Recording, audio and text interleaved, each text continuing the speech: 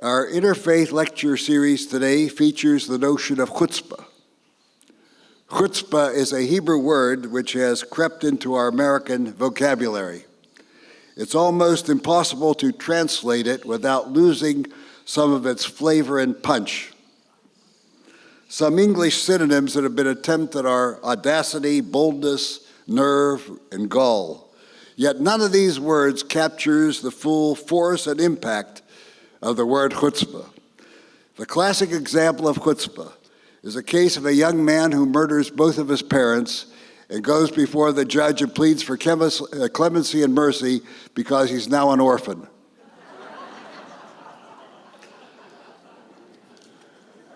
There's a special category of chutzpah which our rabbis call chutzpah kalape shemaya, which means audacity when confronting God. And many biblical figures employed this stance when speaking to God. One of the most famous and the first of these was Abraham when he negotiated with God to save the wicked cities of Sodom and Gomorrah. It is now my personal joy and honor for me to introduce Rabbi Ed Feinstein, who will explore our theme of chutzpah this afternoon. I heard him for the first time well over 30 years ago when I was serving my congregation in San Antonio, and he was the newly ordained rabbi, the assistant rabbi at Congregation Shereth Israel in Dallas. His vast abilities were evident from the very beginning, and word about his prowess spread throughout Texas. Our San Antonio Jewish Federation learned about his reputation and invited him to deliver the opening presentation each year to its Young Leadership Division. Then last November, he spoke at my congregation, and our members were dazzled by his lecture and continue to talk about it to this very day.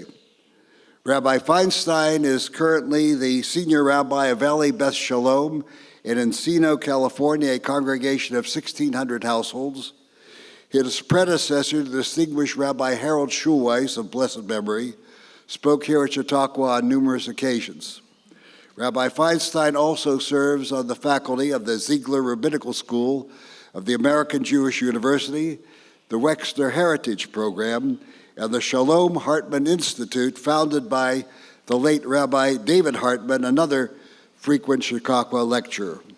Rabbi Feinstein is a California native, as is his wife, Rabbi Nina Bieber Feinstein, who was the second woman ordained by the conservative movement. We are delighted that Nina is with us today. Rabbi Feinstein was graduated from the University of California at Santa Cruz with honors, and he holds a master's degree from Columbia University. He was ordained a rabbi at the Jewish Theological Seminary in 1981 and is currently a doctoral candidate at the seminary. While serving as a pulpit rabbi in Dallas, he became the founding head of the Solomon Schechter Academy. And under his able direction, the school's enrollment rose from 40 to 400. Rabbi Feinstein is the author of 4 books, and his latest one is titled The Chutzpah Imperative. He and Nina are the parents of 3 children, and he wants us to know that every Friday afternoon he bakes brownies from a recipe revealed to our ancestors at Mount Sinai. Among rabbis, Rabbi Feinstein is considered one of the Gedolei Hador, one of the towering giants of our generation. The title of his presentation today is Chutzpah, God and Humanity in the Jewish Religious Imagination. You'll be pleased to know that he will be signing books over at the Hall of Missions immediately after his lecture, and his books may be purchased there as well. So please now join me in extending a very warm and gracious Chautauqua welcome to Rabbi Ed Feinstein.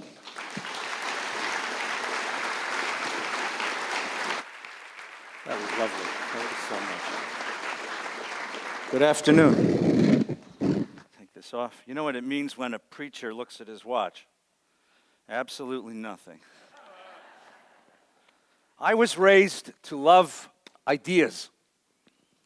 I was raised to believe that ideas can change the world, and the sharing, nurturing, Debating of ideas is a sacred pursuit. In the home that I grew up in, on Friday night when Sabbath came, my father demanded an idea on the table every single week.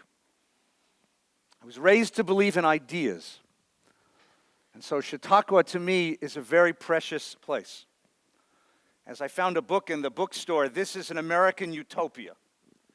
This is a place where ideas are freely shared across traditions, where values are exchanged, where visions are offered one to another, and people truly listen to each other. And that makes this a precious resource in American democracy. It is a particular honor to be with you today, and it is a wonderful privilege to be able to share a few thoughts. And don't worry about the weather. With Sam and I here, it will not rain. I want to thank the Chautauqua Institution and its leaders for this very precious invitation, and especially the Department of Religion, Dr. Franklin, Maureen, and our sweet and wonderful hosts, Maggie and Bill. And a very special thank you to Rabbi Sam and Lynn Stahl. In our tradition, to call someone your teacher is the highest accolade you can offer. Sam is not only a rabbi and a teacher, he's a rabbi's rabbi, and he's my teacher. And he and Lynn, I cherish their friendship so very much. Thank you so very, very much. Like most kids raised in suburban America, I went to Hebrew school. All day I went to public school, and at 4:30 in the afternoon, 3 afternoons a week, I went to Hebrew school. I sat with my little friends, learning the traditions of my people. Well, not quite. My friends hated Hebrew school because it kept them from Little League and Pop Warner football. I loved Hebrew school. And it wasn't because I was so devout. I loved Hebrew school for a very practical reason. I have 3 brothers. I got to talk to girls in Hebrew school. And I would plant myself down to any female anywhere in that room, and I would chat. And the teacher, who was always an ex-commando in the Israeli army, would look down at me and scream my Hebrew name, Yitzchak, Sheket, be quiet. And I would shake my head and go on talking. And I would get another, Yitzchak, Sheket, be quiet. And I would shake my head and I would go on talking. And finally she got fed up and pointed to the door and said, La Sifria, go to the library, which was fine with me. Because it was a fabulous Jewish library. I read my way through that library. That's where I learned to love Jewish ideas. It was once in my 3rd or 4th grade when I got 2 Yitzchak Shekets, and then finally La Sifria, and I got up to go to the library, when as I'm reaching for the doorknob, I hear a terrifying word, Rega, which means hang on a minute. Do something for me, she says. Anything, teacher, what would you like? Write a book report. A book report, sure, no problem. I love book reports. Any particular book, or can I choose one? And then she gets this conspiratorial smile, and she says, the Bible. Write a book report about the Bible. Have it done by 6 o'clock. A book report about the Bible? You can't write a book report about the Bible. She says, it's a book, right? Yes, then write a book report by 6 o'clock. So off to the library I go with a piece of that wide-line 3rd grade paper and a number 3 pencil. I sit myself down and I begin writing my book report. Title, The Bible. So far, so good. Author, unknown. Setting of the book, somewhere in the Middle East. Main character of the book, narrative of the book, conflict in the book, resolution of the conflict, and the all-important, would you recommend this book to your friends? We don't read the Bible that way. We read the Bible for a particular chapter or verse, for a particular episode, for a particular concept. We very rarely ask, what's the narrative arc of the entire corpus of the canon? What is the story of the Bible? For that matter, we don't approach tradition this way. We'll teach one holiday or one ritual or one idea or one concept, but we won't ask, what is the narrative arc of my tradition? What is the story of my faith? And I realized that I've been writing that book report since the 3rd grade. I've spent most of my adult life trying to answer those questions. What is the Bible's story? Because without asking that question, I think we miss its deepest truth. So listen to an ancient myth. In the beginning, there was only water churning in chaos. From the chaos, the waters divided into two, the sweet fresh water known as the father god Apsu, and the bitter salty ocean waters known as Tiamat, the mother goddess. And when they joined together, their commingling brought forth all the gods of the world, gods of sun and moon and stars, gods of war and peace, of fertility and barrenness, of rain and drought. These gods were driven by passions and jealousies and lusts. Their carousing filled the world with noise and commotion, so much so that Father Apsu decided to kill them all and restore his quiet, peaceful world.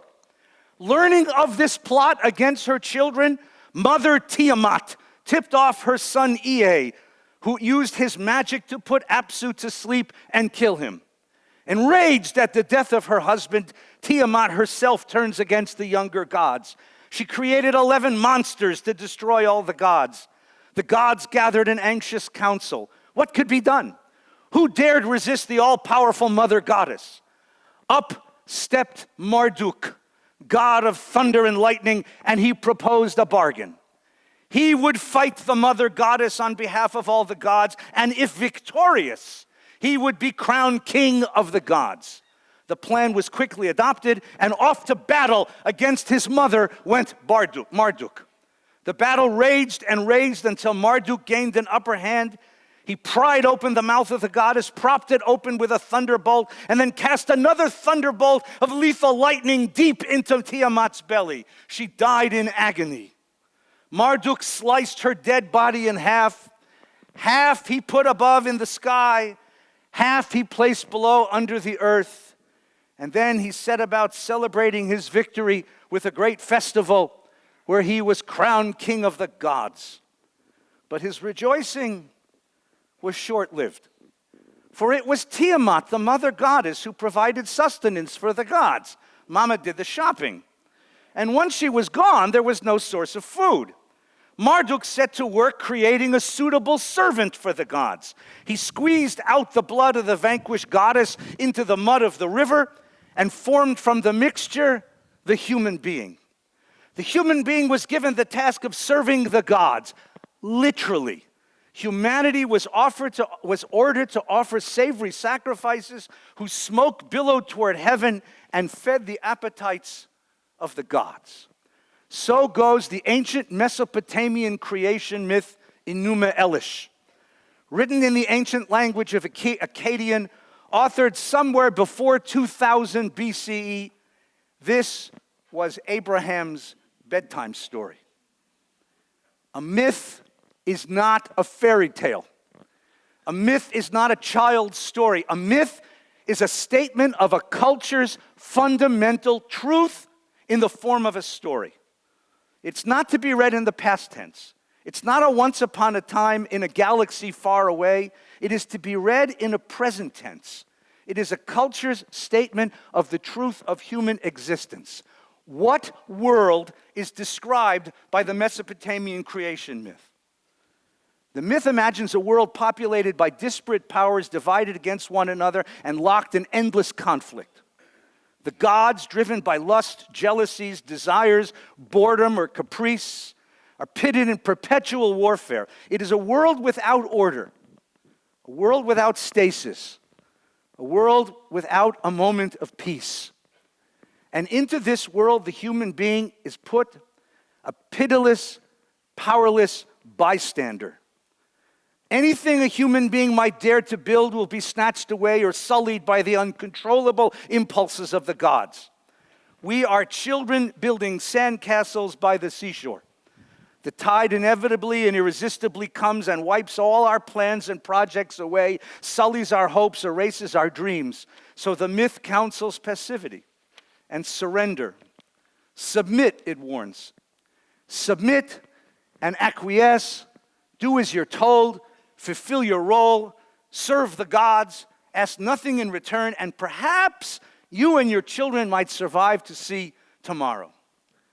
This Mesopotamian myth was inscribed upon clay tablets by its ancient authors and discovered by archaeologists in 1849 when they uncovered the ancient city of Nineveh in Iraq. Today we call that Mosul. Because of this find, we now understand something important about the Hebrew Bible. The Hebrew Bible was a protest, an explicit rejection of the common Mesopotamian story. Our Bible was a polemic against this view of the world and its sad image of human existence. In the beginning, God created heaven and earth. The earth was unformed and void with darkness over the surface of the deep and a wind from God sweeping over the water. And God said, "Let there be light," and there was light. And God saw the light was good and separated the light from darkness. God called the light day and the darkness he called night. And there was evening and morning a first day. Compared to the Mesopotamian myth, Genesis is dull. It's placid.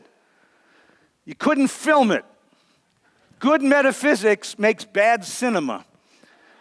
Because there's no battle. There's no struggle. There's no lust. There's no passion. There's no blood. Instead, this majestic sense of order. Being rolls out according to a plan. Water gives way to land, land to vegetation, vegetation to animal life, which anticipates the arrival of humanity. Within a world that is ordered and predictable, there is room for human dreams. Room for human beings to work, to build. Is that a bad thing or a good thing? Is that a bad thing? Did I just say something blasphemous? Is that right? Oh, it's not that we're going to off another rabbi siren, is it? Okay. Thanks. Let's hope everybody's well. Within a world that is ordered and predictable, there is room for human beings to dream and work and build. So the most important words of Genesis, God saw that it was good. This world has possibilities. This world is inviting. In the Mesopotamian story, the human being was created from the blood of the vanquished goddess to satisfy the endless appetites of her selfish children. Genesis pokes fun at this, and it supplants it. God said, "Let us make man in our image, after our likeness." And God created man in his image. In the image of God, he created him. Male and female, he created them. God blessed them and said, "Be fertile and increase and fill the earth and master it and rule the fish of the sea, the birds of the sky, and all the living things that creep on earth." In Genesis, the human being bears the image of the Creator and shares the power and responsibility for governing the world. In the Mesopotamian myth, the human being is object. In Genesis, human being is subject, an actor in the drama of creation, empowered to be partner with the divine and responsible for the destiny of creation. So much for an ordered universe, right?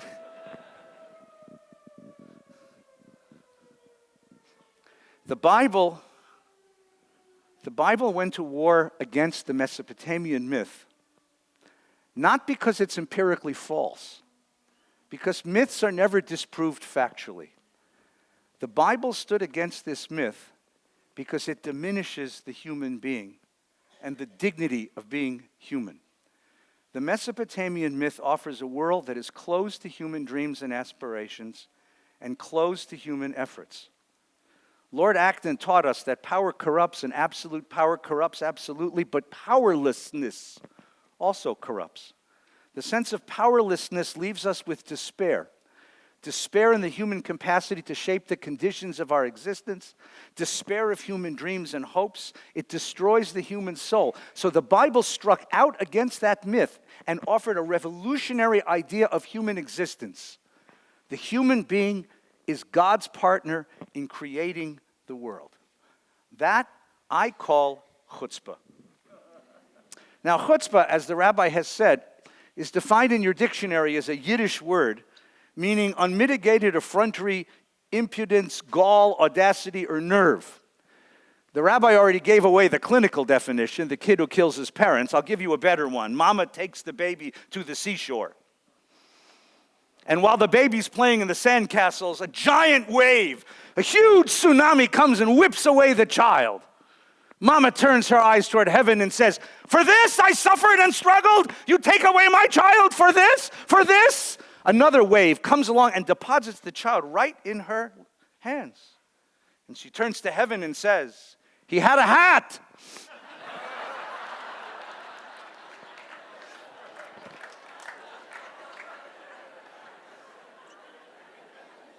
That's called chutzpah.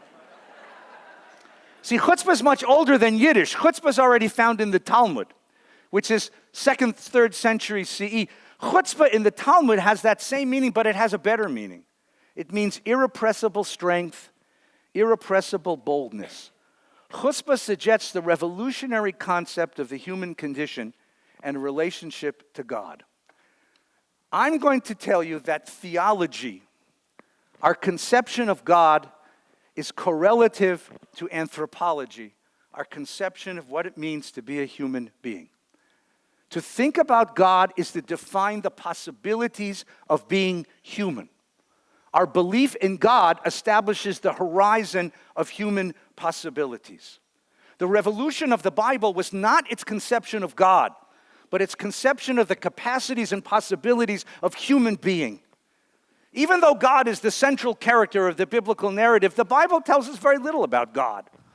We don't know nothing of God's origins, God's background, God's backstory. We don't know God's essence. All we know is God dreams, and God creates, and God encounters human beings in the process of dreaming and creating. And this is a drama told in 3 acts. Act 1, God creates a world and blesses it. It is good.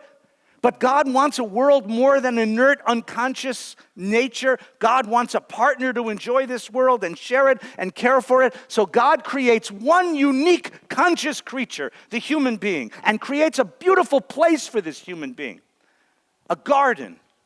The Garden of Eden is the epitome of God's vision of the world, a place of oneness, of peace and coexistence and tranquility. Consider that image for a minute. God doesn't put him in a forest, or a shopping mall, or a palace. God puts him in a garden because a garden is that marvelous place which is the meeting place of artifice and nature. A garden is shaped by knowing hands, but it is animated by the energy of nature. A garden is dynamic. It is always growing and changing. It is always in need of care, cultivation, and work. A garden is a model of oneness. In a garden, every plant and animal is connected to everyone aesthetically and organically. They depend on each other. They nurture each other. They each have a role. And the human being, himself created in the image of the Creator, is placed in this most perfect place and charged with a task to maintain its dynamic perfection. The Hebrew is lishomra uleovda, to protect it and to cultivate it. That's the meaning of human existence, according to Genesis. The specific role assigned to human beings was to nurture and protect the oneness, the balance, the growth, the dynamic perfection of the Garden of Eden. But even in that perfect place, the human being is not content. And if you've ever been the parents of teenagers, you've heard this story before.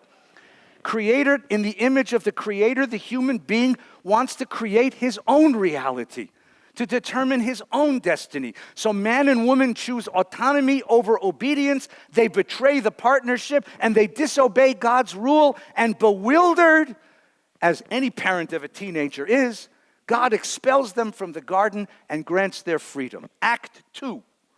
Outside the garden, man turns from God's dream of oneness. Individuation goes wild. And over 10 generations of humanity, there's murder and wanton violence that fills the world, and God gives up. Once again, if you're a parent of teenagers, you've heard this story. God decides he's going to destroy them all. Just disown them. Just disengage. And just before he destroys the whole world, his eye catches one man According to the Torah, Ish Tzaddik, one righteous man. His name is Noah. Russell Crowe. And God says, all right, I couldn't create a man to be good. Maybe I can choose one. And he starts with him again. And he starts with him again. And the world is wiped clean by a flood. But after the flood, man again chooses violence. And God is again disappointed. With all God's power, God could not create a worthy partner. With all God's wisdom, God could not choose a partner. If you can't create one and you can't choose one, maybe you can teach one. Act 3. The Lord said to Abram, leave your native land, your father's house, go to the land that I will show you. I will make of you a great nation. I will bless you. I will make your name great, and you be a blessing. I'll bless those who bless you and curse those who curse you, and in you shall all the families of the earth be blessed. There is a great literature about why Abram was chosen, but it's clear why Abram was chosen. His name started with an A. It's a random choice. Pick any guy. Pick anyone. Strip him of his culture, his identity, his prestige and power and patrimony. Remake him into a vessel of divine blessing and say, be a blessing. And understand what God says to him, because what God says is very significant. God doesn't say, be a blessing to me. Obedience is not asked of him. He says, be a blessing to my world. Walk with me. Be my partner. Nurture and sustain my world. Share my dream. We typically like to think of religion in terms of vertical metaphors. We think of our Father who art in heaven. God is exalted, human beings are humbled. God above, humanity below. But the Bible's idea of covenant turns the vertical image horizontal. God needs this guy. God needs human beings. God empowers the human being. The human being is elevated to become a partner in the realization of the divine dream. And the question is, how far are you willing to go with that idea? How far are you willing to go with this crazy idea that you are God's partner? So the Bible wants to play with this. One day, 3 visitors arrive at Abram's tent. It's soon apparent they're angels. The first one says to his wife, Mazel tov, you're going to have a baby. She says, I'm 90. He says, I'm God. Go buy a bassinet. That leaves us with 2 more angels. And here's the story. The men set off from there and looked down towards Sodom, Abraham walking with them. Now the Lord had said, shall I hide from Abraham what I'm going to do? Since Abraham is to become a great and populous nation, and the nations of the earth are to bless themselves by him. I've singled him out that he may instruct his children and posterity to keep the way of the Lord by doing what is just and right. Shall I hide from Abraham what I'm going to do? What a question. Of course you should hide from Abraham what you're going to do. You're God. Look, me, I'm married. So I walk around all day long with one of these. Why do I walk around all day long? Because my wife will call me at 4 o'clock in the afternoon and say, where are you? And I will say something sarcastic like, I'm at Niagara Falls, And she'll say, no, really, where are you? And I said, I'm at my office. What do you mean? She said, good. Are you coming home for dinner? I'll say, yes. She said, what do you want? I said, well, have steaks. I go, okay, fine. That's called relationship. I am accountable to her because we've been married a very long time and hope to continue. But God's not married. God's not accountable. Can anyone call God and say, where are you? What are you doing? Yes, Abraham can. If Abraham is to promote God's justice in the world, to be its advocate and its teacher, that justice must become transparent. God and Abraham must share a common moral language. And God must be accountable to the same standards of justice. God must operate in the same moral world as Abraham. Once God enters into relationship, God is open to questioning. So Abraham says, Abraham comes forward. Abraham steps up And he says, will you sweep away the innocent along with the guilty? And not, what if there be 50 innocent in the city? Will you wipe out the place and not forgive it for the sake of the innocent 50? Far be it from you to do such a thing, to bring death upon the innocent and the guilty, so that innocent and guilty fare alike. Far be it from you. Shall not the judge of all the earth do justly? And the Lord answered, if I find in the city of Sodom 50, I'll forgive the whole place for their sake. Now Abraham has sold enough camels in the market of Beersheba that he knows when he has a live one on the wire. He says, 50, you gave me 50, you gave me 50, that's good. What if 50 you're lacking 5? What if 50 you're lacking, do I hear 45? I hear 45. Do I hear 40? Do I hear 40? Do I hear 30? I hear 30. Do I see 20? Do I see 20 in the room? I see 20 in the room. Do I see 10? 10 going. What? 10? 10 going once, 10 going twice. Sold to the God of the universe. It is the most ridiculous story in the Bible. The most ridiculous story. You call chutzpah? You call that chutzpah? But listen to what Abraham says to him. Far be it from you to do such a thing, to bring death upon the innocent as well as the guilty, so that innocent and guilty fare alike. Far be it from you. That expression, far be it from you, that's not what it says.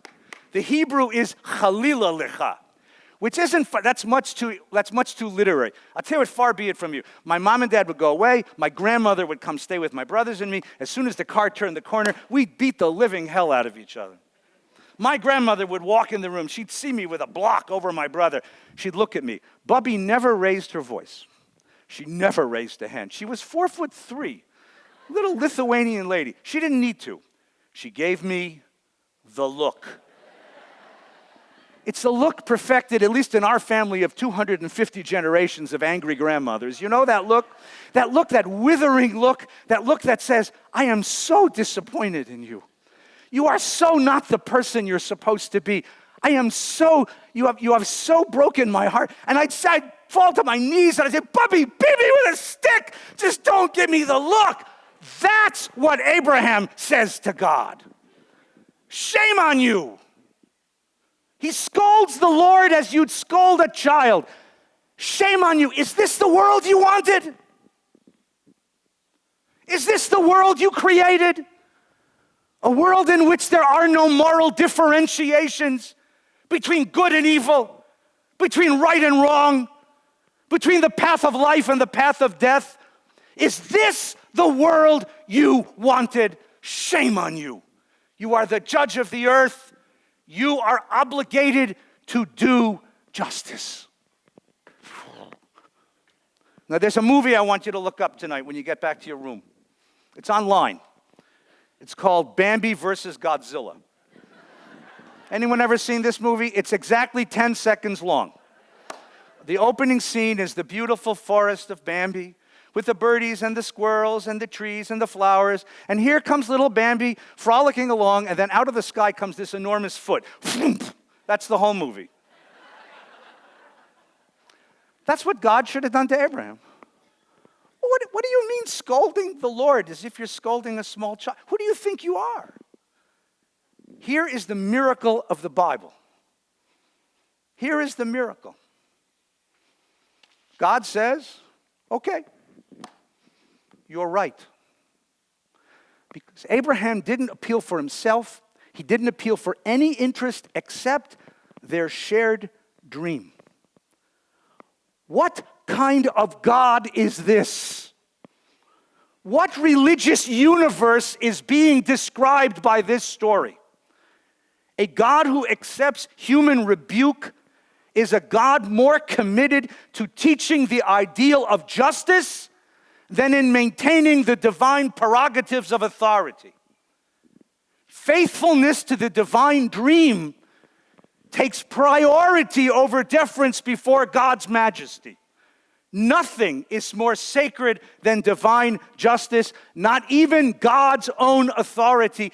This is the ultimate celebration of covenantal audacity, which I've come to call chutzpah. Now, compare this just for a moment to get a sense of this. Compare this to another biblical story, another story you all know. Once upon a time in the land of Uz lived a man named Job. Ever hear that story? That man was righteous and good. He revered God and kept away from evil. 7 sons and 3 daughters, and he had more wealth than anyone. One day the angels presented themselves before the Lord, and Satan the accuser came along with them. The Lord said to the Satan the accuser, "Where have you been?" And he said, I've been roaming the earth. And the Lord said, "Have you noticed my servant Job? There's none like unto him on the earth. A blameless and righteous man who fears God and shuns evil." And Satan said to the Lord, "Does Job not have good reason to fear the Lord? You've fenced him round, and his household and all that he has. You've blessed his efforts so that his possessions spread out across the land. But you lay your hand on him, and he will surely curse you to your face." And God said, "All that he has is in your power. Just don't lay a hand on him." God wagers Satan. They make a bet. And Job loses everything. He loses his wealth, his health, his children, and his faith. You've heard of the patience of Job? The patience of Job lasts 2 chapters. For the next 36 chapters, Job screams in agony and rage toward heaven. Why me? Why me? Why do I suffer, Lord? Why me? But God never answers him. God feels obligated to explain his plans to Abraham, but God feels no such obligation to Job. Withering under the burden of his suffering, Job gives up on God. He flings toward heaven words that are specifically contrasting with Abraham's. He says, "Wise of heart and mighty in power, whoever challenged God and came out whole? Who can say to him, 'What are you doing?' I am distraught," he says. "I am sick of life. It is all one. I say he destroys the blameless together with the guilty." Sound familiar? Job experiences the amoral world that Abraham so feared and despised, a world without moral distinctions and where human action and aspiration means nothing, a world of undeserved suffering and meaningless destruction, a world just like the Mesopotamian creation myth. But eventually, at the end of the book, God responds to Job. Unlike Abraham, God listens to none of Job's charges. God intimidates and humiliates Job. He appears in a tempest, in a hurricane. God takes Job on a tour of the world of nature. The Lord replied to Job out of the tempest and said, "Who is this who darkens counsel, speaking without knowledge? Gird your loins like a man, I will ask, and you inform me. Where were you?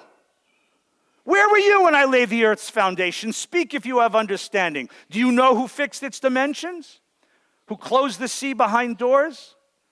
God turns to Job over and over and over again like a boxer beating the life out of his opponent and said, "Who do you think you are? Who do you think you are? Who do you think you are?" And what happens? Job gives up. At the end of Job, he replies, "I know that you can do everything, that nothing you propose is impossible. Who is this who obscures counsel without knowledge? I spoke without understanding of things beyond me which I did not know. Here now I will speak. I ask you, inform me. I had heard you with my ears. Now I see you with my eyes. Therefore I recant and relent, being but dust and ashes." Only 2 places in the entire Hebrew Bible describe the human being as dust and ashes. In the story of Abraham facing God at Sodom and Gomorrah, and in the story of Job.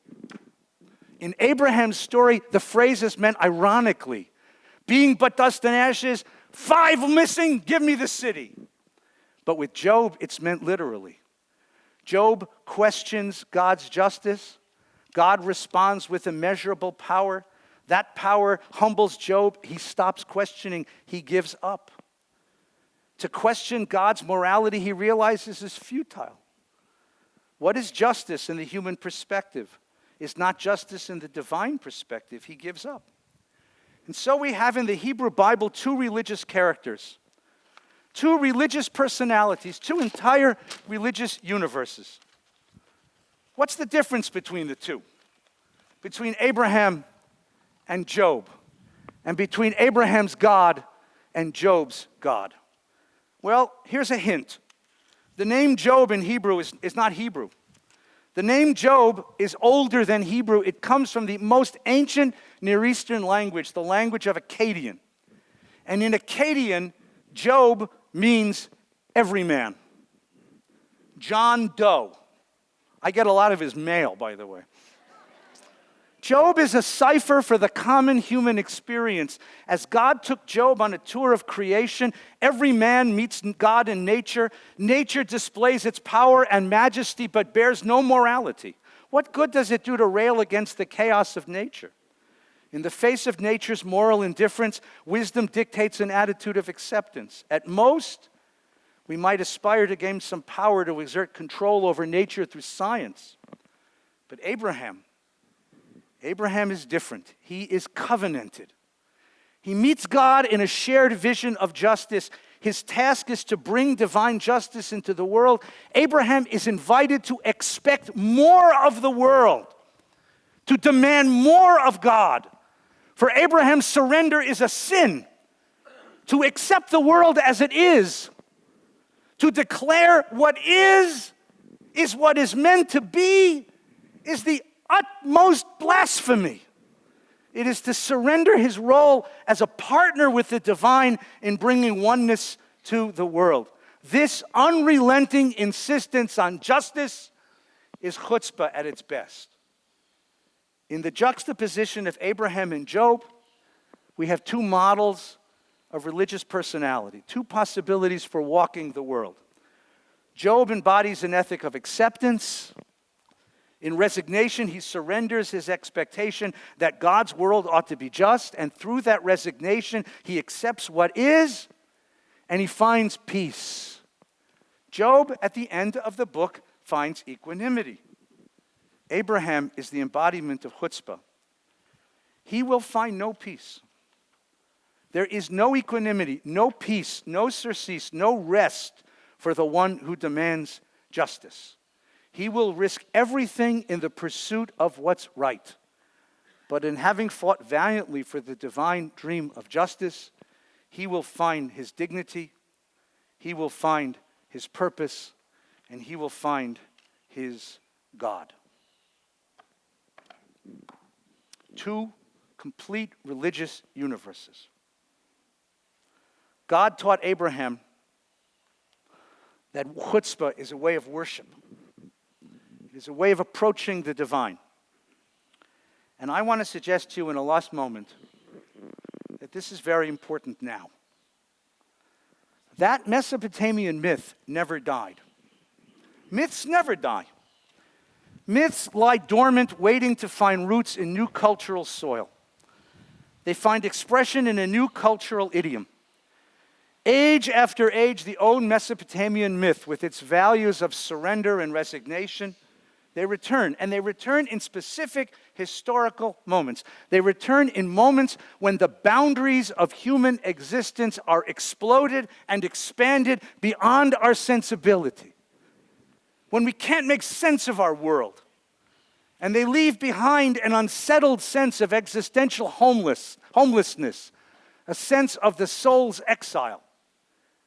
We're seeing that now. In our generation, we have come to recognize that our existence is no longer solely national or tribal. It's global. Markets in China and political decisions in Brazil affect the price of milk in my corner grocery.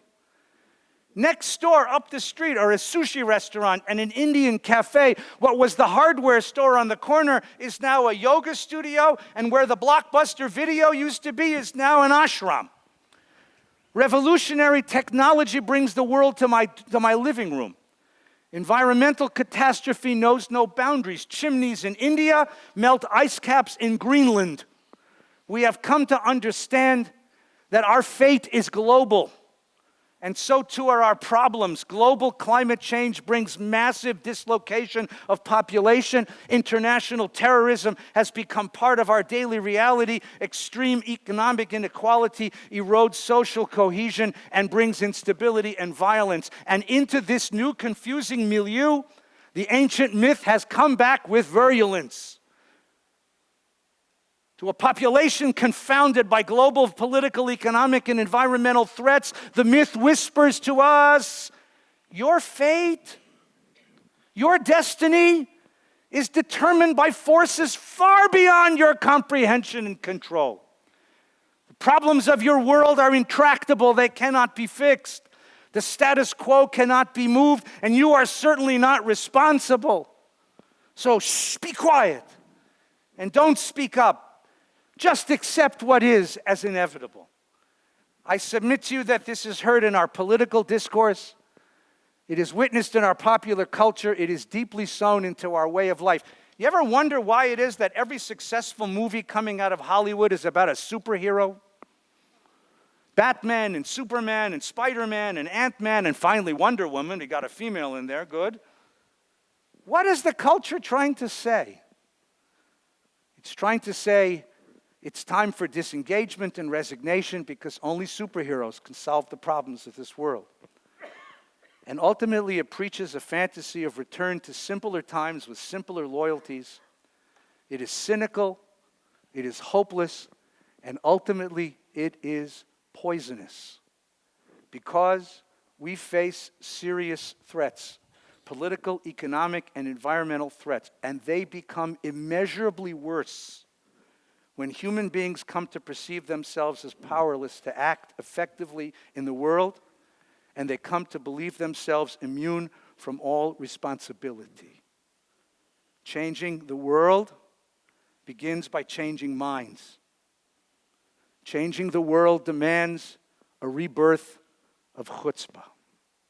So, would you recommend this book to your friends? Now more than ever.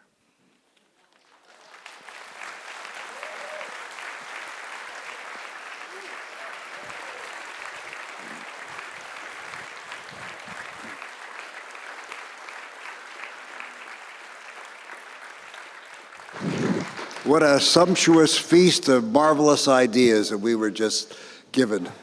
This is time now for responses and questions. We ask you to line up at the two microphones at either side of the podium. Please confine your remarks to 90 seconds if you would. We'll begin at the right.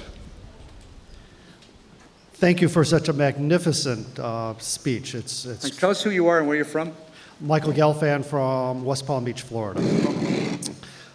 In these days when leaders are demanding consensus, and especially as they clothe themselves with what they call their religiosity, how do you take your call to action, or how would you send us off with a call to action to fight that so that we're not being seen as heretics or worse? Wonderful. Well, first of all, it's good to be a heretic. No, I'm serious. Every great religious idea is was a heretic in the previous generation, right? My father used to say, conservatives are the worshipers of dead radicals. So there's something really good about being a heretic. You can't hear? I haven't said anything. I'm just schmoozing with Michael over here. How many people voted? Don't raise your hands. I just want to know a number. What percentage of the American electorate voted in the last presidential election? 27. Anybody happen to know? I think it was less than 60. Yeah, about half, about 48%. Now, this was certainly one of the more interesting elections we've had, wouldn't you say? Yeah. And half of the American electorate decided not to participate.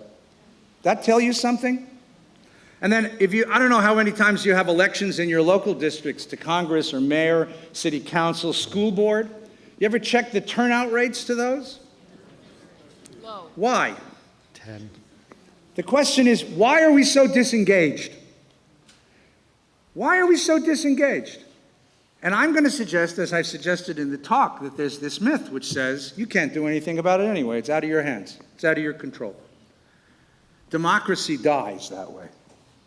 And I'm one of those crazy people. And this is not political, because it's not about a president or a candidate. It's about the nature of our democracy.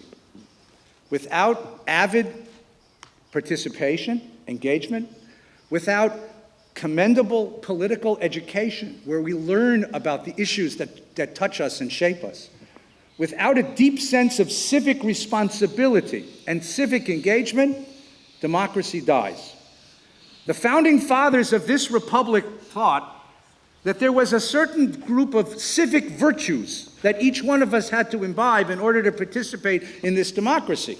They read Aristotle very carefully, and Aristotle taught that democracy is a very bad form of government. Because how can you let the masses decide? How can you let the masses decide? And the founding fathers of this remarkable republic said, because the masses will educate themselves, and they will think carefully, and they will seek wisdom, and they will vote with wisdom. That's what worries me, that engagement. I think chutzpah means saying, I'm going to be in charge. I am not going to let somebody else take responsibility for the world I leave my children. I'm going to take responsibility for it. That's what it means to be a citizen of democracy. Voting is the minimum. Learning how to vote is much more. Learning what the issues are, learning who the candidates are, learning how to be part of it, going to a city council meeting. I don't know, you ever been to a city council meeting? This is a hell of an experience. You think of these people as giants, you know? They sit in an Athenian semicircle wearing white robes thinking about how many potholes they can fill this year. It turns out it's your milkman and your shoemaker and the person who sits next to you two rows up in church. They're just normal people and they're looking for help. So I would begin with a deep commitment to engagement. A deep commitment to engagement. That's how I would recommend we begin. Okay? Thank you. Thank you. Who's over here? Hi, what's your name? Trevor, I'm from Ohio. Hi, Trevor from Ohio. So, what would Abraham have done in the position of Job? Would he have said, all right then, if I don't have your partnership, I'll do it without you. I will fulfill the divine dream without you. Are we Job, and should we be Abraham? That's a wonderful question, Trevor from Ohio. Thank you. The interesting thing about your question is you don't have to guess, because the Bible gives you the story of Abraham facing Job's world. It's 3 chapters later. The Lord came to Abraham and said, take your son, your only one, the one you love, Isaac, and go sacrifice him on a mountain that I'm going to show you. And Abraham goes and does it. All the way through to the end. He's holding the knife over the boy, and then God says, no, stop, just kidding. Which traumatizes everybody. All of a sudden, Abraham is living in Job's world, and Abraham doesn't argue. And the Jewish tradition, the Jewish interpretive tradition, the Midrash asks, what? Yeah. Are you kidding me? Where is the voice of argument? Where is the voice of chutzpah? So the Jewish interpretive tradition does something which is real chutzpah. They rewrote the story. So you say, how can you rewrite the Bible story? Well, we wrote it, so we can change it, right? And they create a new story, and they say, here's what happened. Abraham is standing over the boy with a knife, and the angel comes and says, stop. And Abraham says, hell no. First of all, I don't talk to underlings. I only talk to the boss. The boss gave me the order. Right, you go get send your the manager. boss. So God shows up and says, stop, what are you doing? And Abraham says, I'm going to kill the kid. And then God says, no. And Abraham says, all right, you listen here, God. You listen to me or the kid gets it. And suddenly Abraham takes God hostage. And Abraham says, didn't you tell me that my descendants would be like the stars of the sky and the sand on the beach? And God says, yeah, I told you that. And didn't you say they'd be Isaac's descendants also? God said, yeah, I told you that too. Well, I could have argued with you, but I kept quiet because I wanted to find out who you are. Are you like all the other gods of the world who demand the death of children? Or are you a God of life? And God apologizes. And he gives him a concession. He says, look, tell you what, year to year, when the new year starts, tell the story. I'll forgive all their sins. And so every Rosh Hashanah, the beginning of the Jewish year, we tell that story. Because chutzpah is so precious in the eyes of God that forgives all your sins for the year past. So what we have in that story is a choice. Would I rather live in Job's world or rather live in Abraham's world? And the rabbis of my tradition, the ancient interpreters of the Bible, chose the other world. You have to know one thing, though, Trevor from Ohio. In Job, you get peace and equanimity and solace and tranquility. In Abraham, you have a lifetime of struggle. Yeah. But in Abraham, you have a lifetime of dignity and purpose. So you decide, Trevor from Ohio. Thanks. All right. Thank you. I'm Fred from Ohio. Fred from Ohio? Yes. Everybody from Ohio is having an existential crisis today. Maybe we should meet afterwards in a small circle and we'll sing, we'll pray a little bit. Please, Fred from Ohio, welcome. I want to give you an existential crisis. A couple of days ago, we heard somebody talk about Zoroaster. Right. And I'd like you to relate how that teaching that existed in the world at that time affected Judaism as contrasted with the Mesopotamian myth that you talked about. Okay, I have to tell you that I wasn't here for the talk because Southwest Airlines was not cooperative, which already is a Zoroastrian concept, right? And I'm not an expert on Zoroastrianism, so I really can't give you that part of the talk. But basically this.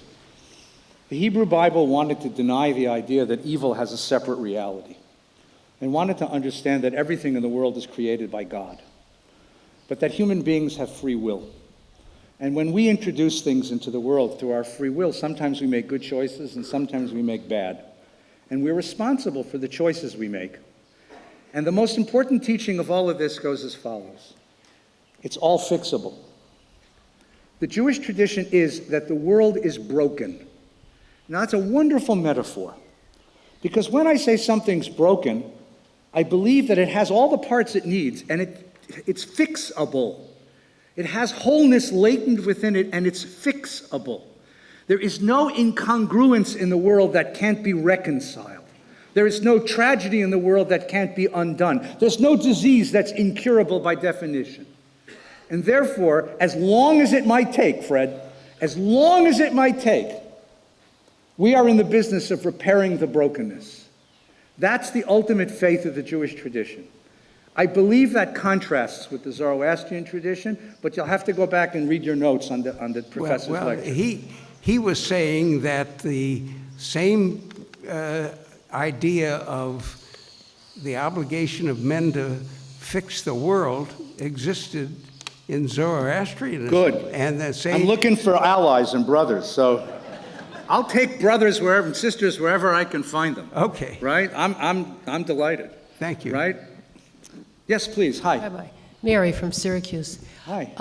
I was going to ask you about the Abraham and Isaac story, but there's one thing that I didn't learn yet. Is the Jewish understanding that God really did ask Abraham, or God thought? No, Abraham thought that God was asking him, and the revelation is that God doesn't want human sacrifice. Yeah, How should I understand? Okay. Invite me back another year, and we'll spend a week on that story. Oh, wonderful, okay? wonderful, yeah. Here's the thing. Let me answer three questions in Yes, one. Okay. yes. First of all, whenever you ask a rabbi for the Jewish understanding, Yes, you're yes, going to get a lot of answers. Yes. We are a really contentious people. Yes. I don't know if you know this. We don't have a pope, right? Yes. And what we actually, in Israel, there's a guy who calls himself the chief rabbi, but here's the funny part. There's two of them. I mean, just ponder that for a minute. So when one guy says, oh, that's okay, the other guy says, no, never. And this guy says, that's okay. He'll say, no, never. If you ask a Jewish friend, right? Yeah. Any Jewish friend you ever ask, the answer is always going to be yes and no. Yes. Right? That we grow up with Jewish mothers and we carry this with us our whole lives. So the second, that story is the most opaque story in Scripture. Yes. And because it's so opaque, it's brief, it's a very small story, Yes. and it's so opaque, it bears 1,000 different interpretations. 1,000 different interpretations, okay? Yes. You've suggested a couple. I suggested one of the traditional Jewish interpretations. I want to suggest this, though. The way I read Scripture, okay? I'm not asking what God said. I'm asking who told that story and why? Mm-hmm. And what world did that storyteller live in? And what world was he or she trying to give to me? Okay, that's the question. I think in that story, the storyteller is trying to give you a picture of what sheer, utter terror is about. Yes. And here's the interesting thing. Because of that, you have the great Danish philosopher Søren Kierkegaard, right? He writes Kierkegaard was a 19th century Danish philosopher who wrote really wonderful books. One's called Sickness Unto Death, and the other called The Anatomy of Dread, and this one's called Fear and Trembling. A happy fellow. I've been to Denmark, and it's a beautiful country. Why this guy never went outside to play in Tivoli Garden? It would have saved modern philosophy a lot of problems. But in Fear and Trembling, he says, here's Abraham, the knight of faith, willing to sacrifice everything. Yes. Right? Yes. And Christian writers often write the same kinds of things because they see that as a prefiguring of the sacrifice of Christ. Jewish writers don't do that. Jewish writers, are not happy with that sin because what they want to say is they would much prefer the Abraham of the Sodom and Gomorrah story. Mm-hmm. So what they did was they take the Sodom and Gomorrah Abraham and they squeeze in between the lines and they turn it into an argument. And that's the Jewish way of reading it, okay? The Jewish way of reading it is, I don't want to live in that universe because that universe is morally closed, it's morally dark, it leaves me nowhere to go. Obedience is not the highest religious virtue in the Jewish faith. And Kierkegaard, accepting God's dream and fighting for God's dream of justice is a much higher religious virtue, even if it means you have to oppose God to get it. That's really what that story represents. That's why that story is not the principal story, the other story is the principal story, okay? We have another one. We have an empty microphone. Sir, you get the last question.